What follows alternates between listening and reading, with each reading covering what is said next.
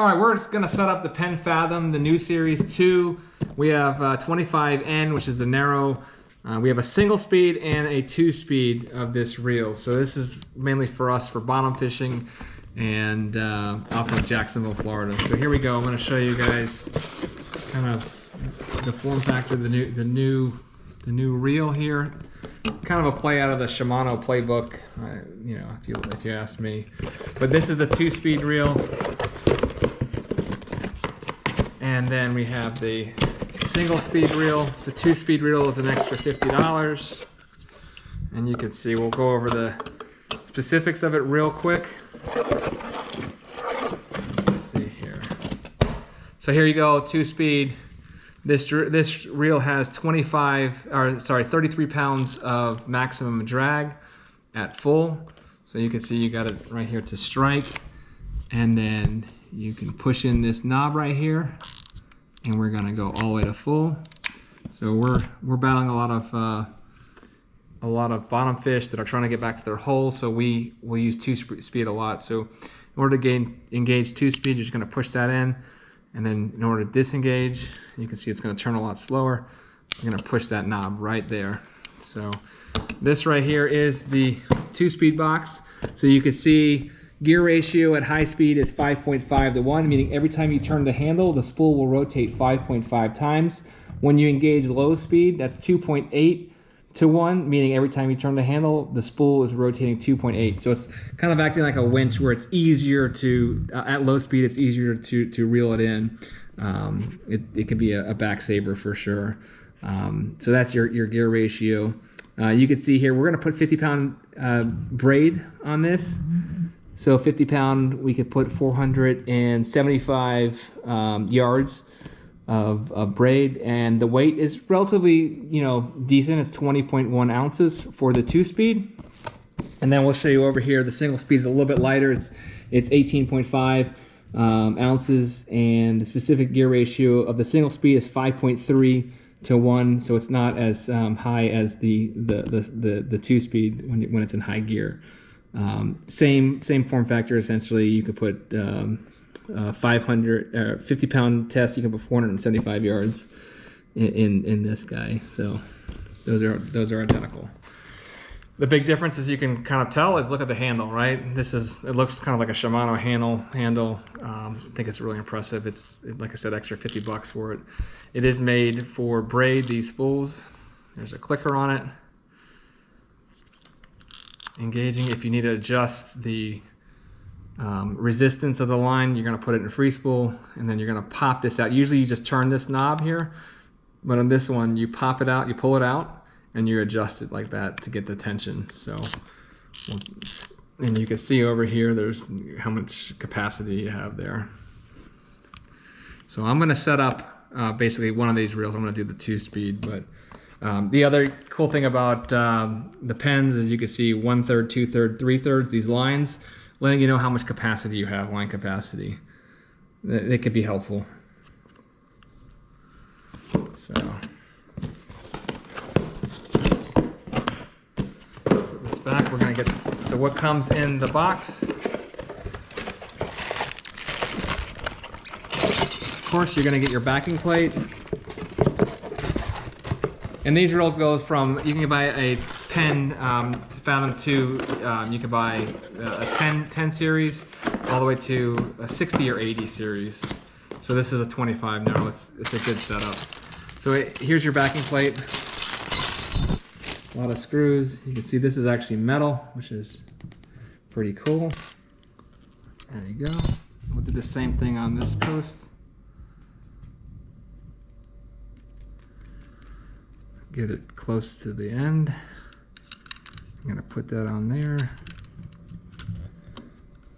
And we're gonna tighten it with the finger and snug, and then we're gonna cinch it down with the wrench.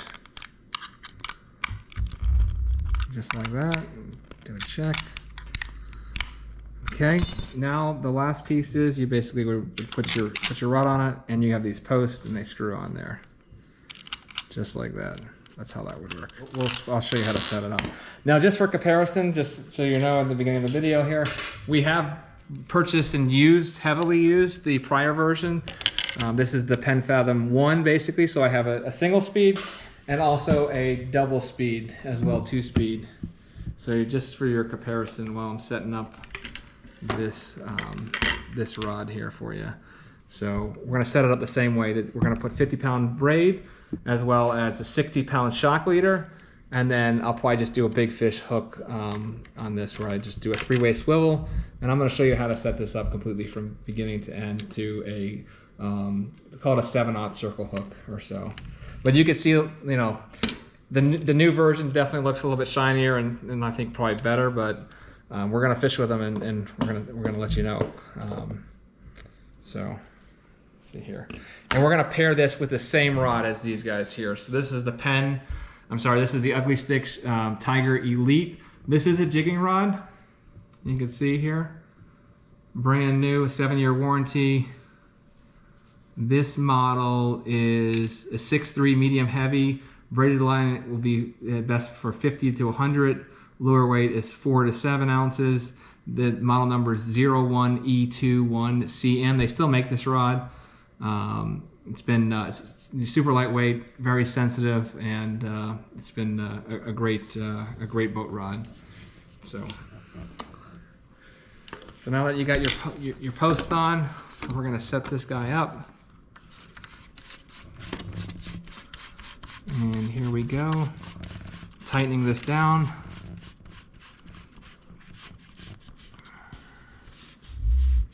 You want to get this nice and snug. Okay, so now I'm going to put on the post here. First I'm going to put on the clamp. That would make sense, right? Let me get these guys out of the way. Just wanted to show you for comparisons how the previous generation looked. And we've caught a lot of fish on, a lot of, you know, grouper and snapper and cobia and stuff like that. So we've been really pleased with those rods and reels. So we're gonna put on the post.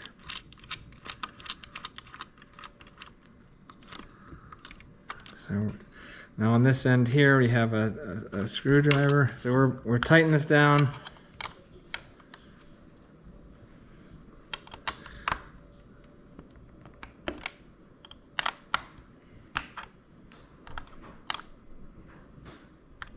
Okay, so we've tightened the backing plates here. I think they're good to go. Not gonna go anywhere.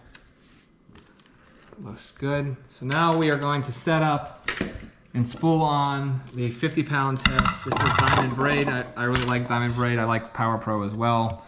This is an 8-strand line. 50-pound is pretty much all you need for what we're doing. And we're gonna spool it on one eye. Now you could take it to a bait shop. You could take it to a bait shop and have them spool it up. But you're probably gonna spend a decent amount of money. I would say probably 50 to 80 bucks to spool it up. So we're gonna tie, right now we have a uni knot, so I made a loop. I came back and made another loop, as you can see. And then I'm gonna go through that loop 4 times. 1, 2, 3, 4. Pull it tight, just like that. And before I cinch it down, I'm going to cut off the tag end.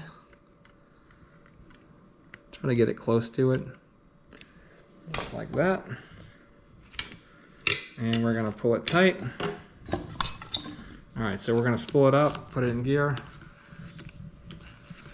We're of course going to be in high gear, but we're going to keep constant pressure on it. So sometimes I'll use like a napkin, a wet napkin, and kind of hold pressure on it. And we are going to spool it up. So we're going to check back in 2 seconds once we're done. So just like that. Okay, we have added all of the lines. So you can see here we're pretty much at the end. The spool end's there, so we got, you know, a little bit of a cushion there, but. And we also do have cutoffs and stuff like that, and have to change out, you know, pieces like 10 feet of the line because we're fishing with it so much. But so what I'm going to do here is I'm going to line it, go through the guides, see here. So we are going to do that real quick. So as I said, this is 50. You could have also put 40-pound braid. 30-pound would have worked as well on this reel. I think 50 or 40 would be your best bet. Years ago, we'd always fish with heavier line, and really we switched to lighter line.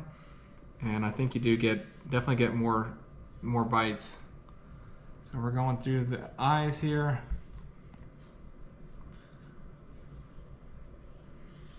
So we're going.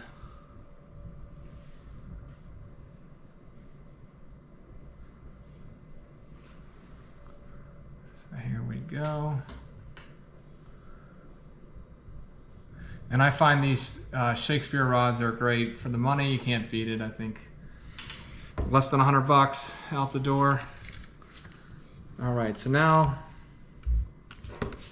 we are going to tie ourselves a shock leader. We're going to use 60-pound test Andy. Now you could use fluorocarbon on this. This is just regular monofilament.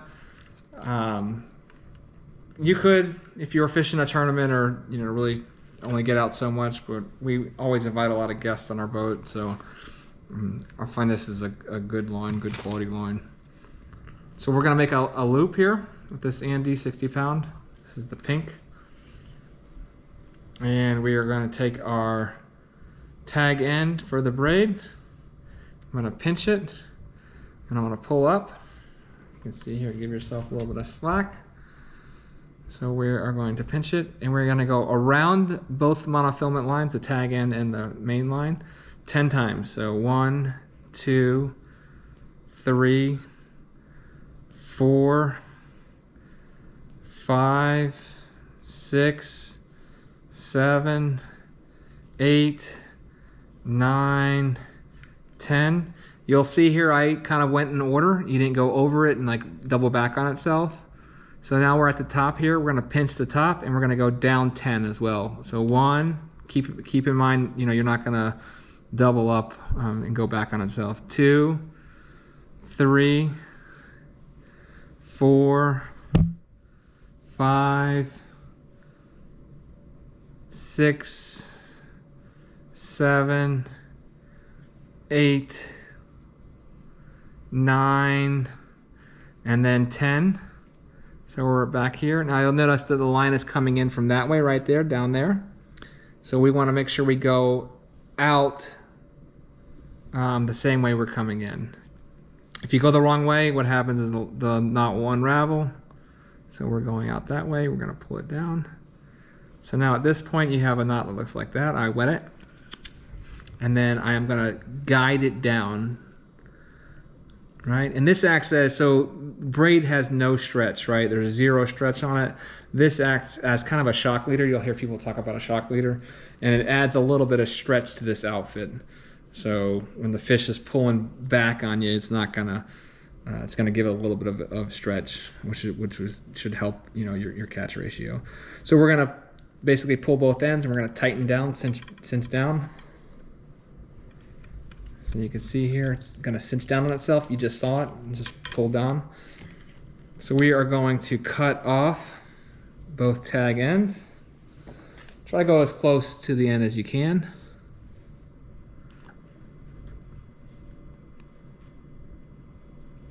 Just like that. And then we are going to do the same on the braid side as well. Make sure you don't cut off the main line. I usually pull it down as well. Give yourself a little bit of thing. Just like that. Now I always double check the knot. You never know, sometimes there could be a weakness there, or you just don't know. I'm gonna pull it down and make sure that we're nice and taut and there's no breakage or anything. Looks good? So now I'm gonna put on about, I would say 15 to 20 feet. I'm going to spool it on. So I got basically 2 rod lengths there, so I'm going to do a little bit extra. Okay. And we are going to cut this. So you can see what it looks like right there with this. It's got the shock leader on there. And you can certainly do more as well. So now from this side, I'm going to do a 3-way swivel. So this is the 3-way swivels we use. Like both these guys are good. With this setup, I think this is about a 120-pound swivel or so. So we are going to tie it on. So in order to do this, I'm going to put it through. I'm going to tie a uni knot. So I'm going to make a loop. I'm going to make another loop and back on itself, and then I'm going to go through 5 to 6 times. 1, 2, 3, 4, 5. You can do one for good luck. 6. I'm going to pull the tag end down. You can see there, you kind of created that knot, and then I'm going to help it down. You can wet it as well if you want, and then just tighten it down. You'll see it cinch on itself right there, just cinch down. Of course, you want to cut the tag end off, just like that. And we need to make, so we're going to use, so you can make these rigs a couple different ways, but this is how we do it. We use a dropper loop, so we use a bank sinker, and we're going to cut off a loop for our bank sinkers. Usually you want to do like a little bit of lighter line in case it gets stuck, but I find that this is fine. So I'm going to make a loop here, make another loop. So I'm going in with the tag in there, so you can see here I have a loop. And all I'm going to do is tie a uni knot, just like this. So I'm going to take I had the 2 ends, went through the swivel, and I am going to make a loop with those 2 ends, and I'm going to double back. So essentially, you see how I kind of made an S there? So I'm going to take these 2 ends here, and I'm going to go through this 3 times. 1, 2, 3, and I'm going to pull, and then there you go. I'm going to cinch it down. It's kind of a bigger loop, but honestly, it doesn't really make too much of a difference there. Cut off the tag end. So now all you're left with would be your leader. So I got 50-pound test line here. So I am going to use a 5/0 Demon circle hook. It's a little bit more, it's a heavy quality thing. I would use a 5/0, it's a heavy quality reel or hook. I'd use a 5/0 to an 8/0. And then we are going to snell it. So ideally I'd like to use a little bit bigger, but this is all I have. The hooks are on the boat. So we're going to snell this hook. So we're going to go, I would also use any monofilament. I would use 50 to 80 for this rig. So I'm going to snell it. So I pinch it, I go through it, and I'm going to go back on itself. 1, 2, 3, 4, 5, 6. I'm going to kind of help it push it back a little bit. You can see they're in order again. It's not overlapping. You want to make sure you do that. And then I'm going to take the tag in. I'm going to throw the tag in right through that loop. Now this is where it's helpful to have a set of pliers. So you grab the pliers and grab the tag in and kind of tighten it down a little bit. And like I said, you want to just help that knot down. And it's going to come down just like that.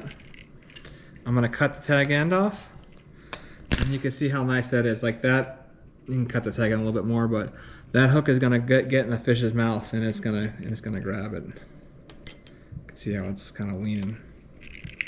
So I'm going to use, I notice when I use longer leaders, sometimes the hookup ratio isn't as good, but I'm going to use, 2 to 2.5, 3 feet of leader here.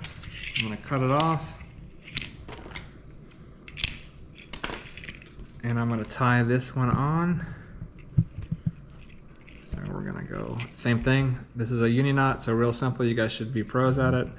1, 2, 3, 4, 5. When I tie it for the fish hookup, like for the leader or for any of this, I will always use more. I think I only use 3 on the loop because I don't really care if the loop has, like, if we lose it, if it gets caught up or something. I don't really want that much strength on it, and that should be plenty.